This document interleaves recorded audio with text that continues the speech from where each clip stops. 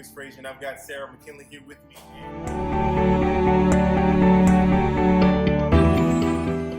So, Sarah, tell me about the history and future of Longview WOW. The Longview WOW started as a dream in the early 2000s with some educators and parents that wanted to create a space for kids to learn and explore, and it really started as a museum without walls. The idea was revitalized in 2009, and a board was formed to decide kind of what exactly the Longview Children's Museum would be. It was named Longview WOW at that time. They started brainstorming on what was going to happen, and then we were able to find this space and build out what you would see now when you come in. Gotcha.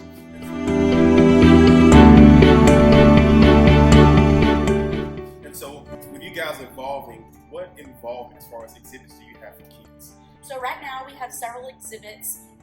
When you first walk in, you'll see Energy City.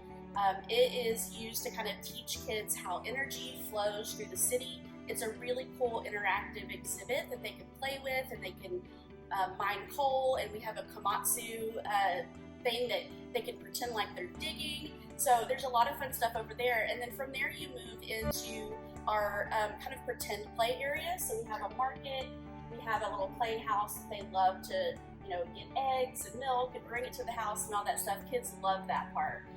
And then we also have our Build It, which is Legos.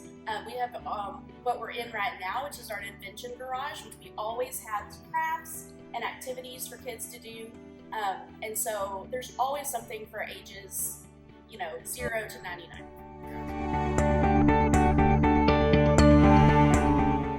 So for our viewers watching, how are your exhibits structured around the educational format for students?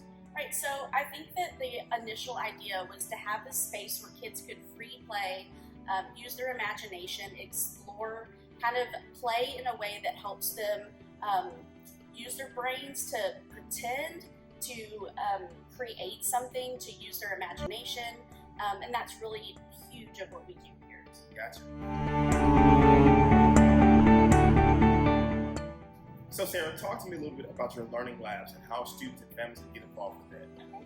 So we have these amazing learning labs all through the year. This summer we did dissection classes. Bethany is our education director. She taught a dissection class with pigs and squid and frogs and worms and all kinds of gross stuff like that. We definitely plan on having more dissection classes available for the community. This summer we did a ton of culinary classes. So we had knife skills. We had a Pop-Tart making class. We also do adult learning labs. So we had a bread making night. We made bruschetta. It was so much fun. And so we do a ton of learning labs like that. We plan to have a ton more throughout the rest of the year. I know that there's some really exciting tinkering clubs that are going to come with our learning labs, like learning how to do fiber arts and macrame and things like that, that will really bring in some new educational things. Gotcha. Sounds amazing. So have you dissected anything gross at all? No. Not at all. Not me. Gotcha.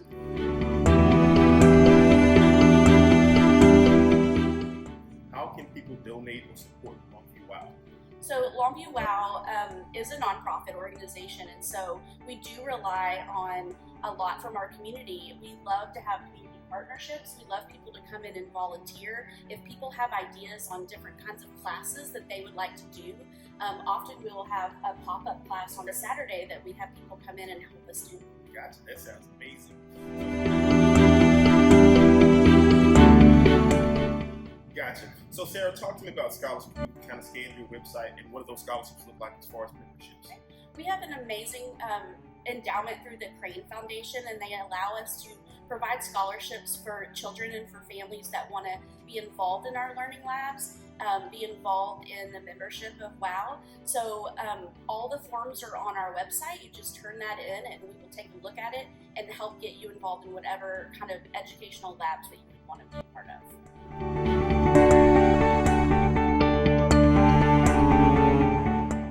So for my last question, memberships. What are your memberships? What do those entail? And how do people in the community get involved as far as memberships? So we do have several different options in memberships. Our standard membership is for a family of 4. It's $85 a year. It allows you to come in as many times as you want. And the coolest part about it is that we are a part of 2 different networks of museums. So your membership at WOW will allow you to go to hundreds of different museums all throughout the country for free or for half price, depending on which network is in.